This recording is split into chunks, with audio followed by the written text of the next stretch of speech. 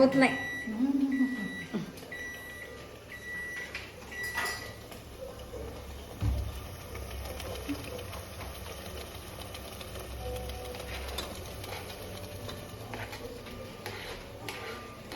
काय बनवता आई?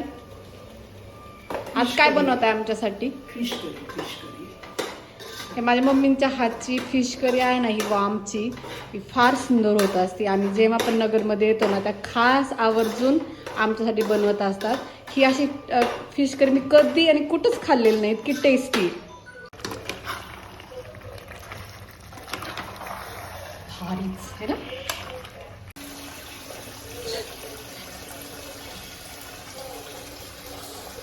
टेस्ट करू म्हणता.